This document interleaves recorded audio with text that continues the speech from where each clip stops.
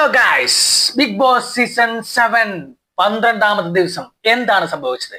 Big boss ഹൗസിന്റെ ഉള്ളിൽ 12ാമത്തെ ദിവസം കുറെ കരച്ചിലും കള്ളത്തരവും എല്ലാം പൊളിച്ചടക്കുന്ന ഒരു സീസണാണ്.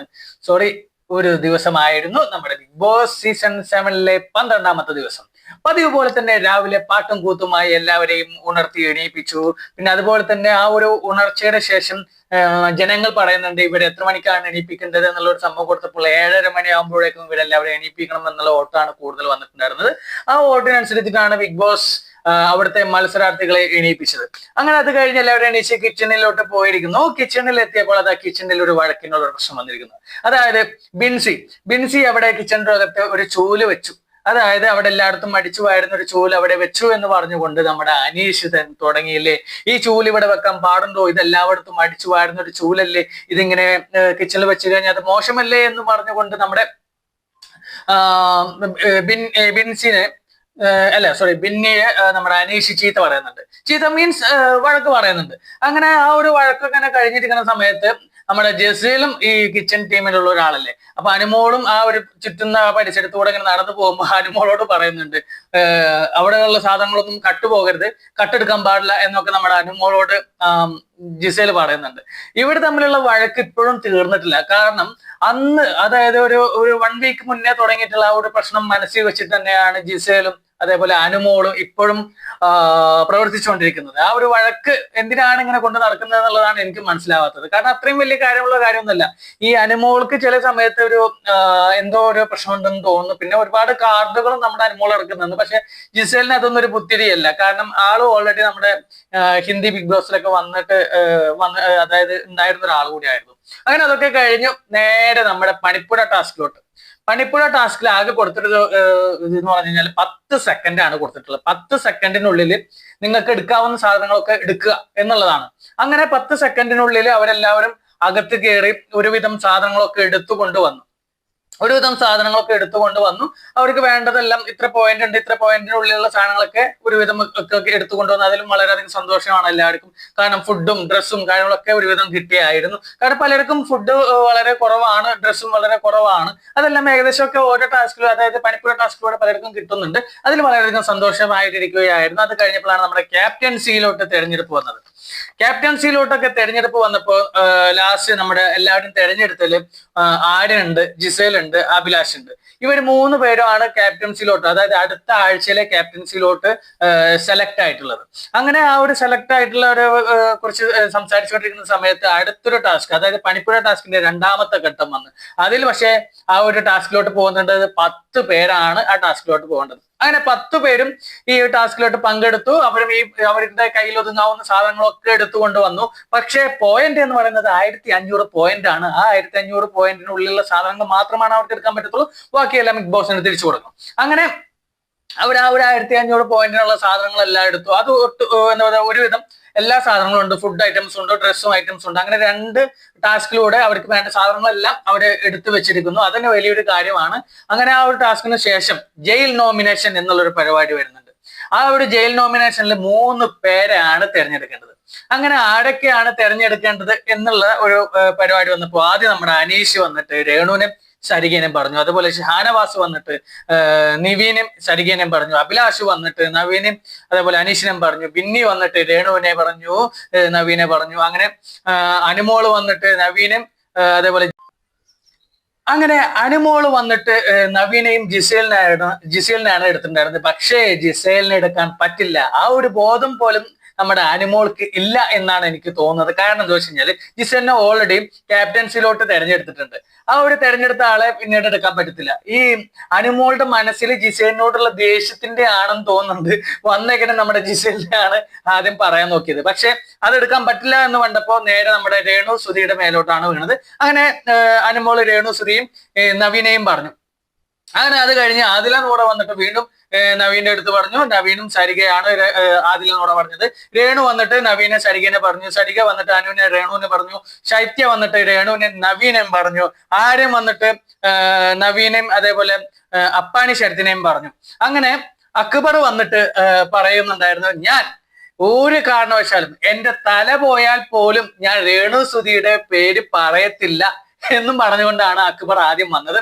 അങ്ങനെ അക്ബർ വന്നിട്ട് നമ്മുടെ നവീനും അനുമോളെയും പറഞ്ഞു. അങ്ങനെ ലാസ്റ്റ് നമ്മുടെ സോറി അത് കഴിഞ്ഞതിന് ശേഷം റെന ഫാത്തിമ വന്നിട്ട് നവീനെ അക്ബറിനെയും പറഞ്ഞു, അപ്പാനെ വന്നിട്ട് നവീനെ അനുമോളെ പറഞ്ഞു, ബിൻസി വന്നിട്ട് നവീനെ രേണുവിനെ പറഞ്ഞു, നവീൻ വന്നിട്ട് അക്ബറിനെ രേണുവിനും പറഞ്ഞു, ജസീൽ വന്നിട്ട് രേണുവിനും അനുമോളെയും പറഞ്ഞു. അങ്ങനെ അവിടെ അതായത് ജസീൽ വന്നിട്ട് ഈ അനുമോളെയും പറയുന്നത് അനുമോളുടെ ഓരോ കാര്യങ്ങൾ എടുത്ത് പറയുന്നുണ്ട്. ജിസലിന്റെ ഓരോ കാര്യങ്ങൾ നോക്കുന്നു, പെട്ടി തുറന്നു നോക്കുന്നു, അങ്ങനെയുള്ള കാര്യങ്ങളൊക്കെ പറഞ്ഞുകൊണ്ടിരിക്കുന്ന സമയത്ത് നമ്മുടെ ഷാനവാസം വന്ന് കയറുന്നുണ്ട്. ഇങ്ങനെ ഒരു ഫേസ് വാഷിന്റെ ഒരു ഇഷ്യൂ വന്നിട്ടുണ്ടായിരുന്നല്ലോ, ആ ഒരു ഇഷ്യൂവിൽ എന്താണ് നിനക്ക് പറയാനുള്ളത്? അപ്പോൾ ജസീൽ പറയുന്നുണ്ട്, ഇത് ആ ഒരു ഇഷ്യൂ സംസാരിക്കാനുള്ള ഒരു സമയമല്ല, ഇത് ജയിൽ നോമിനേഷൻ ആണ്, അതിന് വേണ്ടിയിട്ട് എന്നെ ഇവിടെ നിർത്തിയിട്ടുള്ളത്, ഞാൻ അതിനാണ് സംസാരിക്കുന്നത് എന്നൊക്കെ നമ്മുടെ ജിസേൽ സംസാരിക്കുന്നുണ്ടായിരുന്നു. അതിലൊരു കാര്യം പറയുന്നുണ്ടായിരുന്നു, ആര്യന്റെ സാധനങ്ങൾ എടുത്തത് മോശമായി പോയി എന്നുള്ള കാര്യം പറയുന്നുണ്ടായിരുന്നു. പക്ഷേ ജിസേൽ പറയുന്നുണ്ട്, അതെന്റെ ബുദ്ധിയാണ്, ഞാൻ എന്റെ ബുദ്ധി വെച്ചിട്ടാണ് അതൊക്കെ എടുത്തത് എന്നൊക്കെ പറയുന്നുണ്ട്. അങ്ങനെ ആ ഒരു ലാസ്റ്റത്തെ ആ നോമിനേഷൻ ഒക്കെ കഴിഞ്ഞിരുന്ന് എല്ലാവരും ചർച്ച ചെയ്യുന്ന സമയത്ത് അനുമോളോട് പറയുന്നുണ്ട് ജിസേൽ, നിന്റെ ബിഹേവിയർ ശരിയല്ല എന്ന് പറയുന്നുണ്ടായിരുന്നു. ആ ഒരു പറച്ചലിന് ശേഷം എല്ലാവരും ഒരു എന്താ പറയാ ജയിൽ നോമിനേഷൻ ഒക്കെ കഴിഞ്ഞിങ്ങനെ ഇരിക്കുകയായിരുന്നു. അങ്ങനെ അതിന്റെ പേരിൽ അനുമോളും ജിസേലും തമ്മിൽ ചെറിയ ഒരു വഴക്കൊക്കെ ഇങ്ങനെ തുടങ്ങി. ആ ഒരു വഴക്ക് ആദ്യം നാല് ടൈം എന്നൊക്കെ രണ്ടുപേരും അങ്ങോട്ടും ഇങ്ങോട്ടും എടുത്ത് പറയുന്നുണ്ട്. അങ്ങനെ നമ്മുടെ അനുമോൾക്ക് ദേഷ്യം ആണ്ട് എന്താ പറയാ ജിസേലിനോട് ഭയങ്കരമായിട്ട് ദേഷ്യം വന്നു. ഭയങ്കരമായിട്ട് ദേഷ്യം വന്നിട്ട് നമ്മുടെ ജിസേലിനെ അടിക്കുകയുണ്ടായിട്ടുണ്ട്. അതെല്ലാവരും കണ്ടിട്ടുണ്ടാവുന്ന ഒന്ന്, ജിസേലിനെ അനുമോൾ അടിച്ചിട്ടുണ്ട്, കയ്യിലോട്ട് അടി വന്നിട്ടുണ്ട്, പിന്നെ ചെറുതായിട്ട് തള്ളം ചെയ്തിട്ടുണ്ട്. പക്ഷെ ജിസേൽ അതിനെ ഒന്നും മൈൻഡ് ആക്കിയിട്ടില്ല. അത് കഴിഞ്ഞിട്ട് ഈ ജിസേലിനെ അങ്ങോട്ട് ആക്രമിച്ചു കഴിഞ്ഞതിന്റെ ശേഷം അനുമോളുടെ ഒരു കരച്ചിൽ ആക്ടിങ് ഉണ്ടായിരുന്നു. ഇവൾക്ക് ഈ കരഞ്ഞ് മെഴുകി തൂറാനാണെന്നുണ്ടെങ്കിൽ എന്തിനാണ് ബിഗ് ബോസിൽ വന്നേക്കുന്നത്? ഇതൊരു ഗെയിം ആണെന്നുള്ള ബോധം പോലും ഇല്ലാതെ ചുമ്മാ വെറുതെ ഒന്ന് പറഞ്ഞ് രണ്ടാമത്തേന് ആദ്യം ഒരു ഷഡ്ഡിക്കാതെയായിരുന്നു, പിന്നെ ചപ്പാത്തി റൊട്ടി. എന്തിനാണ് ഈ അനുമോൾ ഇതിലോട്ട് വന്നിട്ടുള്ളത്? ഇങ്ങനെ ചുമ്മാ വെറുതെ കരയാണ്, എന്നിട്ട് അമ്മേനെ അച്ഛനൊക്കെ വിളിച്ച് പറഞ്ഞത്, അമ്മേ അച്ഛ എന്റെ പേര് പോയി, അതായി ഇതായി. ഇവിടെ പലരും പലതും പറയും. അതാണ് ഗെയിം. ഗെയിമില് നമ്മളെ എങ്ങനെ തളർത്താൻ പറ്റുന്നു, എങ്ങനെ ഒരാളെ പുറത്താക്കാൻ പറ്റുന്നു എന്നുള്ളതാണ് മറ്റൊരു മത്സരാർത്ഥി ചിന്തിക്കുന്നത്. അല്ലാതെ ഇവിടെ വന്നിട്ട് അയ്യോ അനുമോളെ ചക്കരേ തേനേ പാനേ എന്ന് പറഞ്ഞിട്ട് ഇരിക്കാൻ വേണ്ടിയിട്ടല്ല എന്നുള്ള ബോധം നമ്മുടെ അനുമോൾക്കില്ല. കാരണം അനുമോൾ ഒന്ന് പറഞ്ഞ് രണ്ടാമത്തിന് ചുമ്മാ കരയുന്നു. പക്ഷേ ഇവിടെ കരച്ചിലല്ല. പിന്നെ ഒരു കാര്യം പറയാനുള്ളത് ചോദിച്ചത് ഫിസിക്കൽ അസാൾട്ട് എന്ന് പറയുന്ന ഒരു സംഭവം ബിഗ് ബോസിൽ ഉണ്ടാവാൻ പാടില്ല. അനുമോൾ ജിസേലിനെ തല്ലിയിട്ടുണ്ട്, ഒരു കയ്യിലോട്ട് ഒരു അടി വന്നിട്ടുണ്ട്, ജിസേൽ അതിനെ തടുത്ത് മാറ്റുകയും ചെയ്തിട്ടുണ്ട്. അങ്ങനെയുള്ള പ്രശ്നങ്ങളൊക്കെ ഉണ്ടാവുമ്പോ നമ്മുടെ ബിഗ് ബോസ് അതിനെതിരെ ഒരു പ്രതികരണം വേണം. അല്ലെങ്കിൽ ലാലേട്ടൻ വന്നു കഴിഞ്ഞാൽ അനുമോളോട് പറഞ്ഞു കൊടുക്കണം. ഇങ്ങനെ വഴക്കിടാൻ മാത്രമല്ല, വഴക്കിടുക എന്ന് പറഞ്ഞു കഴിഞ്ഞാൽ വാക്കുകൾ കൊണ്ട് നമുക്കെന്നും പറയാം, കൈ കൊണ്ടോ മറ്റുള്ള കാര്യങ്ങൾ കൊണ്ടോ, അതായത് ശരീരത്തിൽ ഏറ്റുന്ന ഒരു കാര്യങ്ങൾ കൊണ്ടുള്ള ഒരു പ്രകടനങ്ങളൊന്നും പാടില്ല. പിന്നെ ഈ കരച്ചിൽ കാർഡിന് വേണ്ടി മാത്രമാണെന്നുണ്ടെങ്കിൽ അനുമോളെ നീ ഇവിടെ നിൽക്കണ്ട, പൊക്കോ, ബിഗ് ബോസിൽ നിന്ന് ഇറങ്ങിപ്പോക്കോ, നിനക്ക് ഇവിടെ നിന്ന് ജയിക്കാൻ പറ്റുന്നുണ്ടെങ്കിൽ നല്ല രീതിയിൽ നിന്ന് ജയിക്കാൻ ശ്രമിക്കുക എന്നുള്ള കാര്യം കൂടിയാണ് എനിക്ക് പറയാനുള്ളത്. അങ്ങനെ ജയിൽ നോമിനേഷനിൽ നമ്മുടെ നവീന്, രേണു, സരിക ഇവർ 3 പേരുമാണ് ജയിൽ നോമിനേഷനോട്ട് വന്നിട്ടുണ്ട്. അതിനുശേഷം ജസീൽ ക്യാമറയിൽ വന്ന് പറയുന്നുണ്ട്, അത് ബിഗ് ബോസ് എന്നെ അനുമോള് ഫിസിക്കൽ അസാൾട്ട് ചെയ്തിട്ടുണ്ട്, അത് കണ്ടിട്ടുണ്ടാവണം. അതായത് ഇങ്ങനെ ഒരു സംഭവത്തിനെതിരെ ഒരു പ്രശ്നം ഉണ്ടായിട്ടുണ്ടെങ്കിൽ അതിനൊരു പരിഹാരം ഉണ്ടാക്കുന്നത് ബിഗ് ബോസ് ആണ്. അതല്ല ഈ ഒരു സംഭവത്തിനെതിരെ ഒരു പ്രശ്നങ്ങളോ അല്ലെങ്കിൽ ഒരു പരിഹാരമോ ഉണ്ടായിട്ടില്ലെങ്കിൽ പിന്നീട് എന്റെ കയ്യിൽ നിന്നും ഇതുപോലെ എന്തെങ്കിലും സംഭവിച്ചു കഴിഞ്ഞാൽ ബിഗ് ബോസ് അതിനെതിരെ പ്രതികരിക്കാൻ വരരുത് എന്ന് നമ്മുടെ ബിഗ് ബോസിനോട് നമ്മുടെ ജസീൽ പറയുന്നുണ്ട്. കാരണം അതുള്ളൊരു കാരണമാണ്. ജസീലിനെ അനുമോള് തല്ലുന്ന ഒരു സീന്, അതായത് കയ്യിലോട്ട് അടിക്കുന്ന ഒരു സീന് അവിടെ കാണുന്നുണ്ട്. അതുപോലെ തിരിച്ചും ജസീൽ അടിച്ചു കഴിഞ്ഞാൽ ബിഗ് ബോസ് ഒരു കാരണവശാലും ഇപ്പോൾ നടന്നതിനെ പ്രതികരിച്ചില്ല എന്നുണ്ടെങ്കിൽ ജസീൽ പിന്നീട് അത് ചെയ്യുമ്പോൾ പ്രതികരിക്കാൻ നിൽക്കരുത് എന്ന് തന്നെയാണ് എനിക്കും പറയാനുള്ളത്. അത് കഴിഞ്ഞിട്ട് പോലും നമ്മുടെ അനുമോളുടെ ദേഷ്യം മാറുന്നില്ല. അനുമോള് പറയുന്നുണ്ട്, ജിസേലിന് എനിക്ക് കിട്ടുന്നുണ്ടെങ്കിൽ അവളെ ഞാൻ പൊളിച്ചടക്കും, അവളെ ഞാൻ കൊല്ലാനും മടിക്കില്ല, അവളെന്റെ പേര് കളഞ്ഞു. ഇത്രയും ക്രൂരമായിട്ട് പറയുന്ന ഒരു സ്വഭാവം നമ്മുടെ അനുമോൾക്ക് ഉണ്ട് എന്നുള്ളത് ഇപ്പോഴാണ് എല്ലാ പ്രേക്ഷകരും കണ്ടിട്ടുണ്ടാവാൻ തോന്നുന്നു. കാരണം ഇവിടെ എന്ന് പറഞ്ഞു കഴിഞ്ഞാല് മനസ്സിലൊരു വൈരാഗ്യം വെച്ചിട്ട് ചെയ്യാൻ പാടുള്ള ഗെയിം അല്ല. ഇതൊരു മെന്റലി അതേപോലെ ഒരു ഗെയിമിങ്ങും കാര്യങ്ങളും എല്ലാം കൂടിയിട്ടുള്ളൊരു കളിയാണ് നമ്മുടെ ബിഗ് ബോസിലുള്ളത്. അല്ലാതെ ഒരു പക വെച്ചിട്ട് ചെയ്യാവുന്ന ഒരു പരിപാടിയല്ല എന്നുള്ളത് അനുമോള് ശ്രദ്ധിക്കണം എന്നാണ് എനിക്ക് പറയാനുള്ളത്. അങ്ങനെ ഒരു പ്രതികാരപരമായിട്ട് നിൽക്കുന്നുണ്ടെങ്കിൽ അനുമോള് ബിഗ് ബോസിൽ നിന്നും പോയി വേറെന്തെങ്കിലും ചെയ്യുക എന്നുള്ളതാണ് എനിക്കും പറയാനുള്ളത്. അങ്ങനെ നമ്മുടെ നവീന്, രേണു, സരിക ഇവരെ മറ്റേ ജയിൽ നോമിനേഷനിലോട്ട് കയറ്റിവിടുകയാണ്. അതില് നവീനെയും രേണുവിനെയാണ് ജയിലിന്റെ ഉള്ള അകത്തോട്ടും അതേപോലെ സരികയെ ജയിലിന്റെ പുറത്തും. അതായത് എല്ലാവർക്കും ഒരേ ടാസ്ക് ആണ് കൊടുത്തിട്ടുള്ളത്. അവർക്ക് കൊടുത്തിട്ടുള്ള ഒരു ടാസ്ക് എന്താണെന്ന് വെച്ച് കഴിഞ്ഞാല് നാരങ്ങ, നെല്ലിക്ക ഈ രണ്ട് സാധനങ്ങൾ വെച്ചിട്ടുള്ള ഒരു അച്ചാർ ഉണ്ടാക്കാൻ വേണ്ടിയിട്ടാണ്.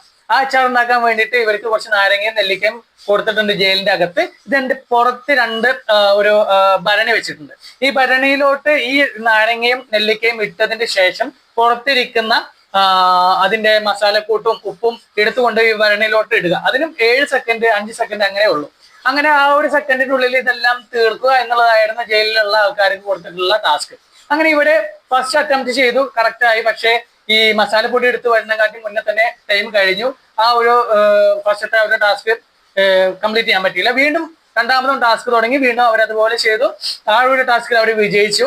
അങ്ങനെ ആ ഒരു ജയിൽ ടാസ്കിൽ നമ്മുടെ രേണുവും സരികയും നവീനും വിജയിച്ചിരിക്കുകയാണ്. ആ ഒരു വിജയത്തിന് ശേഷം അടുക്കളയിൽ ചെറിയൊരു സംഭാഷണത്തിലൂടെയാണ് 12ാമത്തെ ദിവസത്തിലെ വിശേഷങ്ങൾ തീരുന്നത്. ഇനി ശനിയാഴ്ച നമ്മുടെ ലാലേട്ടൻ വന്നിട്ട് ഇതിനെല്ലാം എന്താണ് പറയാൻ പോകുന്നത്, ഇവർക്കെല്ലാം എന്തൊക്കെ പണികളാണ് കൊടുക്കാൻ പോകുന്നത് എന്നുള്ളതൊക്കെ നമുക്ക് വഴിയെ അറിയാം. അപ്പോ ആ ഒരു വിശേഷങ്ങളുമായിട്ട് ഞാൻ അടുത്ത വീഡിയോയിൽ വരും. ഓക്കെ, ഇപ്പൊ ബൈ.